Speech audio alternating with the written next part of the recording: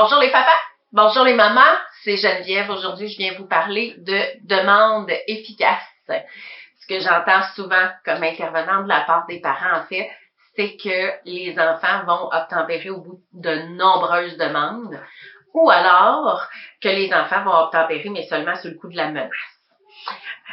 Ça ajoute à votre irritabilité. Moi, ce que je veux ajouter aujourd'hui, c'est des trucs dans votre sac à dos.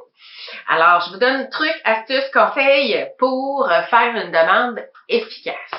D'abord et avant tout, je vais vous suggérer d'avertir à l'avance. Avertir de ce qui s'en vient. On part pour l'école dans 15 minutes, OK? Puis, n'hésitez pas à le réavertir quand il restera 5 minutes, OK? Ça fait 10 minutes que je t'avertis, il reste seulement 5 minutes. N'hésitez pas à l'avertir pendant son émission de télé qu'à la fin de son émission, il va devoir sortir les ordures. Vous pouvez l'avertir aussi avant sa sortie à l'extérieur après l'école que quand il va rentrer à 16h30, ça va être le moment des devoirs. Tous ces avertissements-là vont lui permettre de se préparer psychologiquement, mais vont aussi vous permettre à vous de vous libérer d'une source de stress puis de simplement lui rétorquer s'il y a obstination qu'il était averti.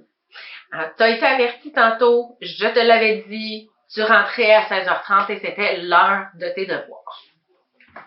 Ça limite les sources d'obstination, ça limite l'opposition. Donc, je vous encourage fortement à le faire. Deuxième chose que je vais vous conseiller, ça va être d'être clair, d'être concis dans vos demandes, de demander ce à quoi vous vous attendez. Il y a certaines demandes qui vont être vagues.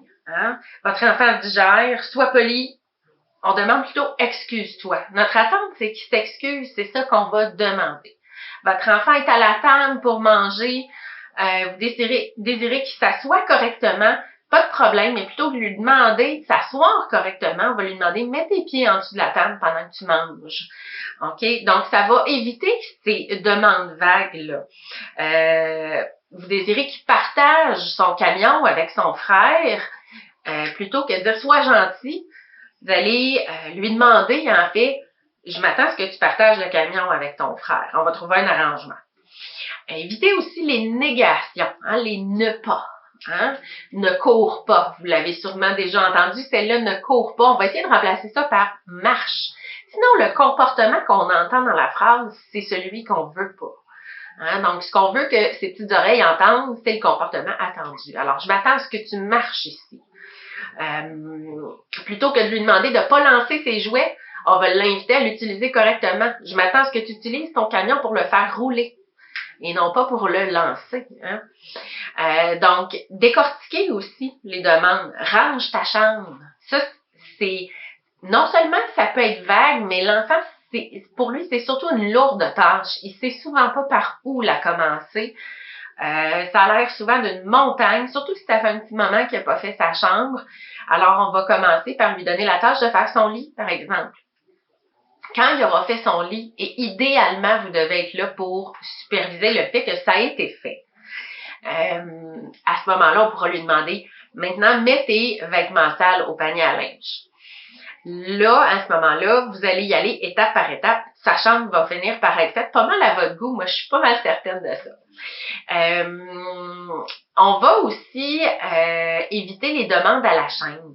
Et c'est souvent ça qu'on fait quand on veut décortiquer une demande. C'est une erreur qui est souvent commise. Fais ton lit, mets tes toutous sur ton lit, mets ton panier, tes vêtements sales au panier et range tes vêtements propres dans tes tiroirs. Moi, je vous dis, il y a fort à parier que certaines de ces tâches-là vont être oubliées parce qu'elles ont été données à la chaîne et votre enfant n'a pas tout retenu. Et au moment, probablement, où vous allez lui dire « T'as pas mis tes vêtements sales au panier à linge », il va vous dire « Oui, mais j'ai fait mon lit ». Donc, ce qu'on veut, c'est éviter de faire ce genre de demande-là qui va susciter en bout de ligne des oublis. Ensuite de ça, on va éviter aussi de se justifier. Justin, tu devais rentrer à 19h, il est tard, il fait noir, ça commence à être moins sécuritaire à l'extérieur, tu as de l'école demain, alors je veux que tu rentres à la maison. Là, on a donné plein de justifications et l'enfant a plein de portes ouvertes pour, à ce moment-là, vous obstiner. Hein, il fait pas si noir. Demain, c'est la dernière journée d'école. Mon ami a le droit de rentrer plus tard. Et là, vous ouvrez là des portes presque à l'infini à l'obstination, chose que vous voulez sûrement pas. Alors, si votre enfant a été avisé à l'avance, hein, tu rentres à 19h après le souper, ben à ce moment-là, il est 19h, Justin, on rentre. Et c'est tout. Et tu étais avisé qu'il y aurait une heure d'entrée comme celle-là. Ensuite de ça, j'ai envie de vous dire que ça peut être favorable que votre enfant sache, que vous ayez discuté avec lui du pourquoi de vos règles, des routines qui sont établies à la maison et jamais au moment où il devra obtempérer.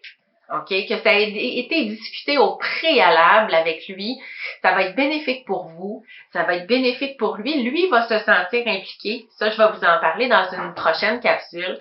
Mais vous allez avoir l'esprit libre et vous ne sentirez pas l'obligation de vous justifier quand vous allez faire une demande. Ça va être connu de sa part de pourquoi il rentre à 19h le soir, pourquoi il se couche à 20h30 et etc. Ça va aussi vous faire gagner du temps avant qu'il coopère. Hein? Ça va rétrécir le moment d'obstination. Ça a été dit, c'est su, ça a été discuté. Et finalement, je vous l'ai dit un petit peu plus tôt dans la vidéo, mais restez disponible non seulement pour vérifier que ce que vous avez demandé a été fait, a été effectué, mais aussi pour aller chercher votre enfant quand c'est le moment de faire quelque chose. Demeurer disponible au moment de la demande, ça va être pas mal moins compliqué pour vous de mettre votre souper sur pause, de monter les escaliers, d'aller le chercher pour ses devoirs, que de crier au travers la maison pour lui dire « c'est l'heure de tes devoirs », puis vous rendre compte 15 minutes plus tard qui n'est pas descendu, et là, vous allez vous remettre à crier « ça fait 15 minutes que je te l'ai dit, t'es pas descendu », et là, ça va entraîner des répétitions, de l'irritabilité, des interactions négatives. C'est ce qu'on veut diminuer, en fait. Donc, diminuer l'irritabilité, diminuer les répétitions et diminuer les interactions négatives pour augmenter les interactions positives. Alors, je vous souhaite encore une fois une excellente année 2022. Je vous dis à la prochaine capsule. À bientôt.